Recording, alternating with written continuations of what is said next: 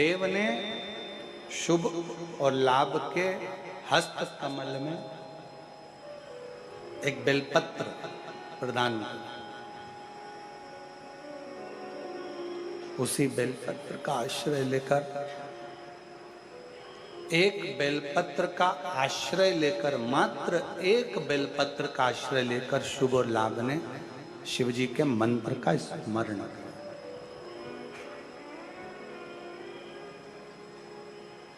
मेरी जीजियों, मेरे जीजाओं, मेरी बेटियों, बेटाओं, मेरी माताओं, मेरे भाई, मेरी बहनों,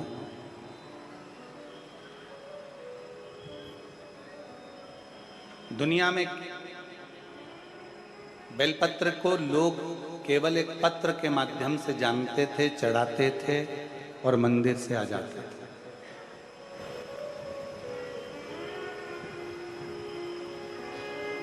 आज लोगों को एक बेलपत्र की महत्वता मालूम पड़ी है कि एक बेलपत्र में कितना बल होता है, एक बेलपत्र में कितना बल है।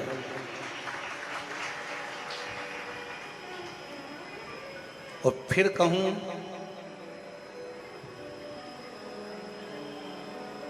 कभी जिंदगी में जब जब कहीं आपको लगता है कि मेरी उलझनें बढ़ रही हैं और उलझनें समाप्त नहीं हो रही हैं, या आपको लगता है कि मुझे बहुत आगे बढ़ना है पर मुझे ऐसा लगता है कि मैं जितने कदम चलता हूं उसके बाद फिर वापस पीछे आकर खड़ा हो जाता हूं, फिर पुनः पीछे आ जाता हूं, आश्रय लीजिए। भले वो तुम्हारे पास में रोज अगर बेलपत्र ना मिले तो शिव जी की चढ़ी हुई बेलपत्र उठा लो, हाथ में उसको रखकर अपनी कामना कर कर बाबा से पंचाक्षर षडाक्षर मंत्र का स्मरण कर कर या श्री शिवाय नमस्तुभ्यम को जप कर बाबा को अपने मन का भाव कहकर उस बेलपत्र के माध्यम से भगवान शिव को अपने हृदय की बात, भगवान शंकर को अपने दिल की बात बाबा देव अधिदेव महादेव से कहो, समर्पित शिव की मंत्र का जाप करो, शिव मंत्र का स्मरण करो। एक बेलपत्र की शरणागति, मात्र एक बेलपत्र की शरणागति जीव को सुख प्रदान कर देती है, आनंद प्रदान कर देती है। एक बेलपत्र की शरणागति। महाराज,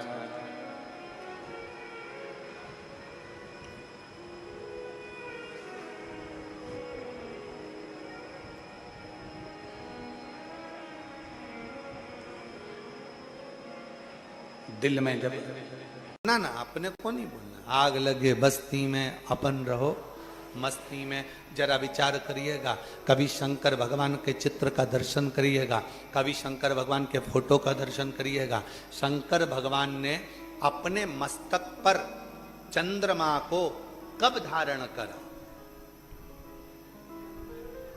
चंद्र पूर्ण था, भगवान शंकर ने अपने मस्तक पर धारण करा क्या पूर्ण चंद्रमा को? नहीं।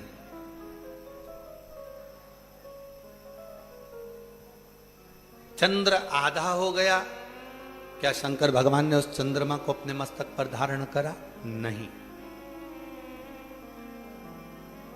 नहीं करा। शंकर भगवान ने चंद्रमा को अपने मस्तक पर कब धारण करा?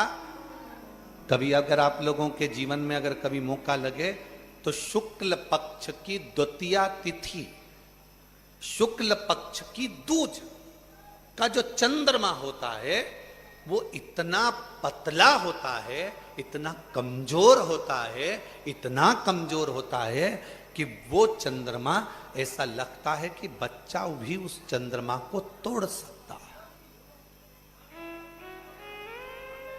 पूर्ण चंद्रमा को मेरे शंकर भगवान ने धारण नहीं करा है, आधे चंद्रमा को मेरे शंकर भगवान ने धारण नहीं करा है। शंकर भगवान ने चंद्रमा धारण वो करा जो शुक्ल पक्ष की द्वितीया का था। शुक्ल पक्ष की द्वितीया का जो चंद्रमा होता है, द्विज का जो चंद्रमा होता है, एकदम पतला, एकदम कमजोर, एकदम शिथिल, एकदम समाप्त होने वाला ऐसा पतला सा चंद्रमा, ऐसा दुर्बल सा चंद्रमा, ऐसा कमजोर सा चंद्रमा शंकर भगवान ने अपने मस्तक पर धारण करा। क्यों?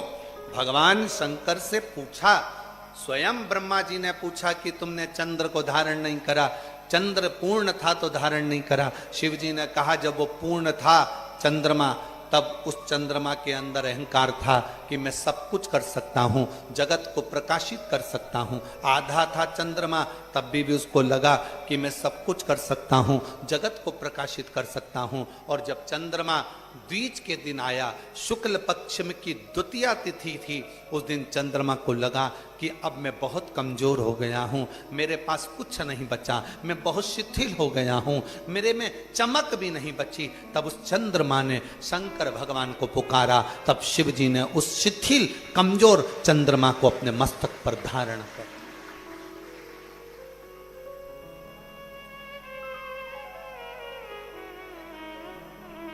जब तक आपके अंदर ये भाव है कि मैं सब कुछ कर सकता हूं, मैं ये काम निपटा दूंगा, मैं ये काम कर दूंगा, मैं ये काम कर लूंगा, तब तक शंकर आपका साथ नहीं देते। जब आप पूर्ण तरह से टूट जाते हो, जब कोई तुम्हारा साथ देने वाला नहीं बचता, तब आखिरी में द्विज के चंद्रमा की तरह कमजोर, शिथिल अपने आप में महसूस करने लगते हो, तब चंद्रमा जैसी चतुरता रखना, शंकर के मंदिर जाकर एक लोटा जल समर्पित करना, वो भी तुम्हें अपने मस्तक पर संजो कर रखना, वो भी संजोएगा।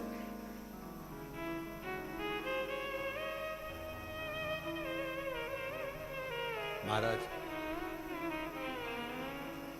आप उसके होइए, और मैं सब का हो कर देख लिया, बस तेरा होना बाकी है। मैं चंद्रमा का शरीर गलने का श्राप था। चंद्रमा का शरीर इसलिए आज भी धीरे धीरे गलता है, फिर बढ़ता है। गलने का श्राप था, सब कुछ गल चुका, आखिरी में केवल थोड़ा सा विग्रह द्वितीया का चंद्रमा जितना ही थोड़ा बहुत बचा था, और उतने में उसने पुकार लिया,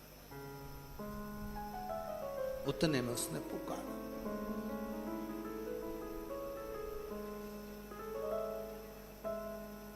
सात दिन की कथा में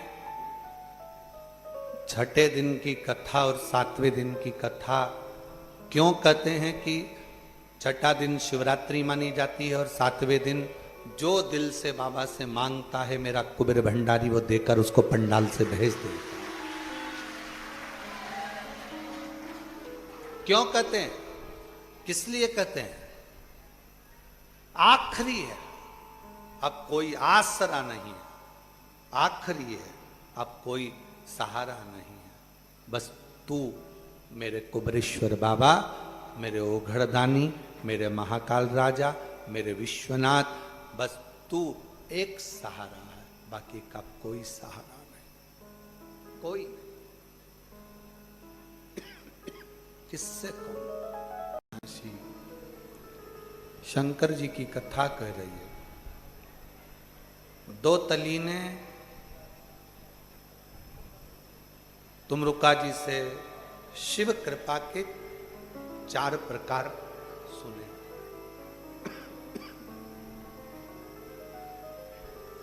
पहले नंबर का स्मरण, दूसरे नंबर की जम के बोलो दृष्टि, और तीसरे नंबर का शिव कृपा का वर्णन करा गया शब्द।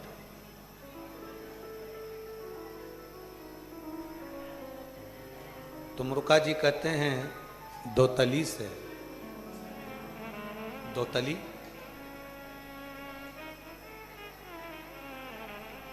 एक शब्द भी शिव की कृपा का पात्र है। टिटहरी देखी आप लोगों ने? एक पक्षी, वो पक्षी अपने अंडे को जन्म देता है पृथ्वी पर। अंडे को जन्म देकर वो टिटहरी पक्षी चला जाता है, फिर उस अंडे के पास कभी नहीं आता। क्या करता है? आसमान पे चिल्लाता रहता है, चिल्लाता, खूब चिल्लाता, और उसके चिल्लाने से, उसके बोलने से जो अंडा है टिटहरी का, उसमें जो बच्चा है वो पूर्ण तरह से स्वस्थ जन्म ले लेता है। शब्द और वो